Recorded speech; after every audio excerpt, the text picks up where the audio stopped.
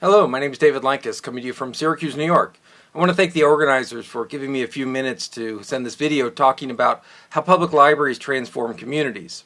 And really, it's about how public libraries can transform communities and how communities have transformed public libraries. I want to start with a question. If I were to ask you what your favorite place is, maybe it's where you live or your neighborhood, maybe it's a place you went on vacation or you go to often, but if I were to ask you to describe it to me, you probably wouldn't say things like, it's got an excellent electrical grid and it's got roads and buildings in it. While roads and buildings and all that are really important, they don't necessarily make a place special. They don't make it so that you fall in love with it. In fact, instead of telling me about restaurants, you'd probably say things like the cuisine. Instead of talking about buildings, you'd talk about architecture. Roads, you'd talk about drives along the coast or interesting things you could see or people that you could meet.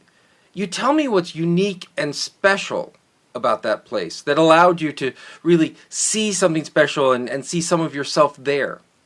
Well, the same thing is happening with libraries. If I were to ask you why you love a library, what the power of a library, why a library is special, you probably could say things like, oh, well, it's got collections and shelves and a building. And while those things are useful tools, they're not necessarily transformational. They're not something that you would use to truly change how you see the world. In fact, what makes something transformational is that it speaks to our passions. It speaks to our unique opportunities. It allows us to learn more, to do more than we could before, not simply generically access a service. What's special, what's transformational about public libraries these days is not the fact that they're sort of there and have the same services as everywhere else, but that they're special and they look like our community and take advantage of our community. That's what I want to talk about today, because what we're seeing now is a transformation of libraries as a sort of industrial model to something truly unique about that local community. And instead of seeing the collection as the books and services and databases, it's seeing the collection as the community itself. Now, the idea that a library is a utility is a rather old idea. In fact, much of the nostalgia that we think of as the public library or a traditional view of public library are not more than 100, 150 years old. The idea that libraries are book palaces, for example, came about really during and after World War II when production of paper and ink and binding and all that dropped precipitously. Suddenly the model that publishers had, which is they could afford to put out 1 or 2 books with mass production and hope that one of them made, suddenly for the same cost they could put out 10 books and still only need one of them to be a hit. And if they got 2 or 3, well, then they made more money. And while publishers changed, libraries didn't. They kept collecting the 10 books now and everything the publishing house had. That filled up our stacks, that filled up our buildings, and suddenly this image of the library as a place full of books and overflowing came about. But that's a 60, 70-year-old idea. Even the notion that libraries are all the same, what is in a library, that libraries have technical services and public services, and that they have same cataloging schemes and records and card catalogs, and all of that really was a transition from the 18th to 19th century. Looking at Melville Dewey and his cohorts as they saw the Industrial Revolution take over America and Europe and the Western cultures, they said, in order for the public library to survive, it too had to become an industrial unit. Standardization and efficiency, operations research, the idea that every librarian had the same background and same core skills, that was a product of its time. Before that, libraries were very unique, not only in their look, but the collections, what they did, who organized the materials, all of that was very much unique to the community and culture that they were creating.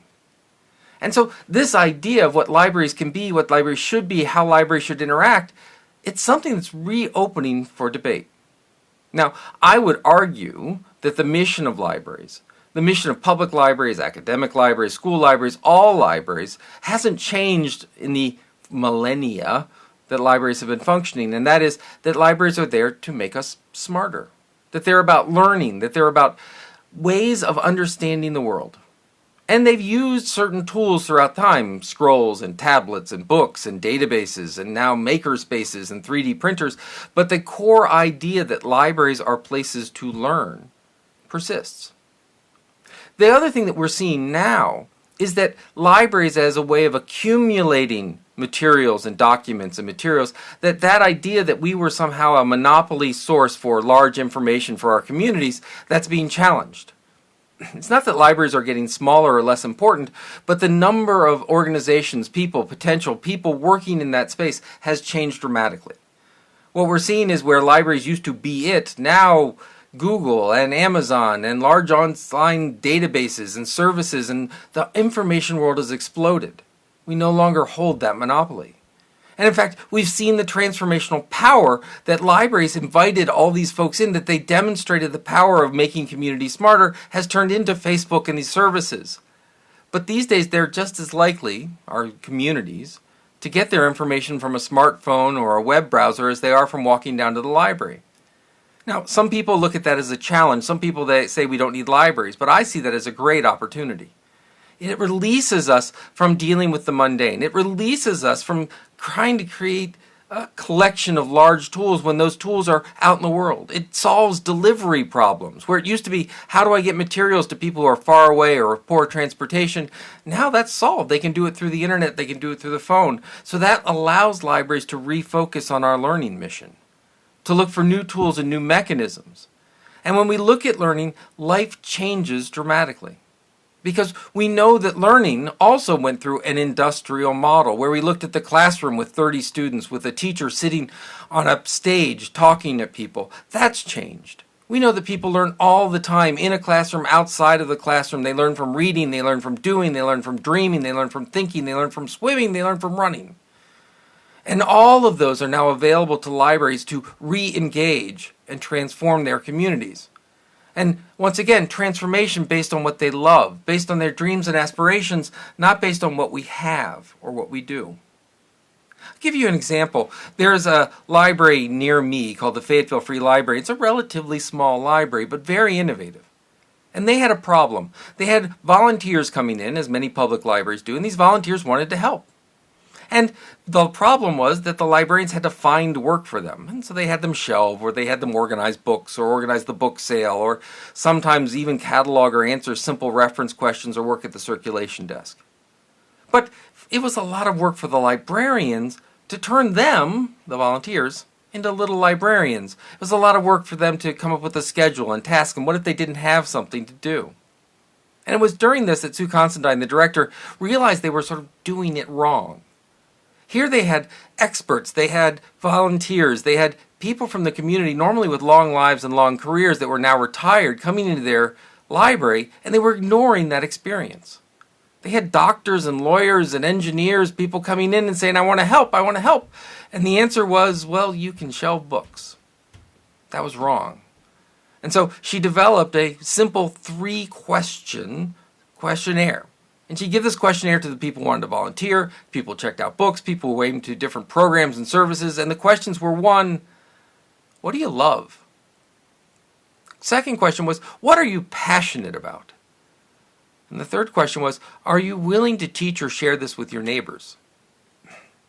Now, based on these questions, suddenly they looked at the volunteers not as turning them into little librarians, but they said, well, you have this passion for sewing. Let's have you come in and teach the community to sew. And they bought a bunch of programmable sewing machines that the librarians, by the way, are scared and terrified of, but that it doesn't matter because these volunteers would come in and they would teach communities on how to create clothing and how to create crafts and how to work the machines. They saw the expertise, the collection was the community. When someone came in and they had interest in designing and manufacturing, they got 3D printers, or they got tools from the hardware store, or they created a whole series of making.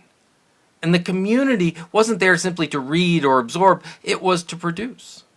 When they realized that young kids, 8 and 9, 7, were interested in this making, but they couldn't do the 3D printing, but they didn't want to be left out, they created a little maker's corner in the library. What they could do is they would put up things like cardboard construction, pictures they painted, things that they made out of Legos, and the kids curated that space. It became their space. And that corner was unique to those kids in that community. It looked like the community. Sewing machines and maker spaces and cardboard cutouts and communities coming in to teach turned that library into a community hub around learning, but the learning came from the community itself, not just what librarians could master. Think for a moment about a musician. In a sort of traditional way of looking at a library as a service, a musician comes in and they say, I want to be a better musician. We can hand them books, or we can hand them DVDs or videos, or we could send them on websites. But what that musician probably needs more than anything else is an audience. Or they need bandmates, or they need colleagues. They make that person a better musician isn't about having materials about music. It's about having access to musicians and people who love musicians, and writers having access to readers. The role of the library wasn't simply to connect people with a passion to books and materials about that passion. It was to connect them to other people with that passion, or other people who wanted to learn. By using the community as the collection, you build up the esteem, you help that person live their dreams, you create a local, unique collection based on love and passion, not based on informing and materials. 20 kilometers away from the Fayetteville Free Library is the North Onondaga Public Library. They also had people coming in and asking questions, and a group of people came in and asked the question, I would like to learn more about gardening. I love gardening. Rather than setting up a book or a speaker series on gardening, the library looked around and saw a big yard. And they said, we got a hose. And they began gardening. They would loan out, instead of books and materials, they would loan out plots and hose and water. And the community came in and they grew flowers and they grew tomatoes. And yes, they talked to master gardeners. And yes, they took advantage of the community. But then those people who wanted to know about gardening learned by doing. And it became a much deeper passion. And it led to whole new ways of thinking about it. At the end of the growing season, they began talking about local source foods, and they began talking about food pantry, and they began talking about farm to table and new cuisines. They started a farmer's market.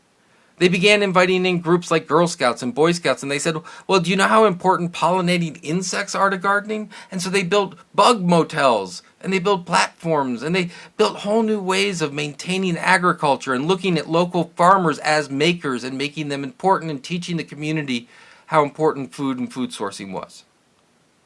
Now, they didn't look like Fayetteville, only 20 kilometers away. They looked like their community, but both of them fulfilled the mission of transforming their community through learning by making their communities smarter. That's the power that we're talking about here. Is that, yes, there may be some fundamentals of libraries, but the question becomes, what does a Portuguese library look like? And why should it look the same as a New York library? Why should it look the same as Fayetteville, or a Swedish library, or a library in Africa? It shouldn't. It should be about what the community needs. Now, to this point, I've been talking about how libraries transform communities. That is, that libraries look to their communities. They see their passion. They see what they need. And they address local needs. They become a community hub, and that is transformational because the communities now have services. They have someone to give them value. They have someone to inform them and teach them, but really connect them and facilitate them with books and materials, but with other musicians and writers and engineers and people who love the area, cooks, etc. And that's transformational. And that's very important. And that's the future.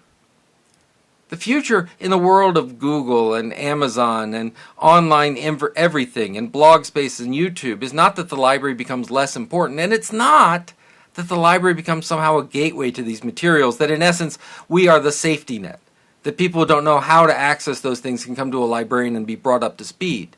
Yeah, we can do that. But why are we doing it?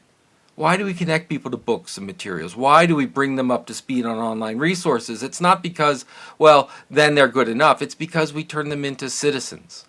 And we turn them into writers and musicians.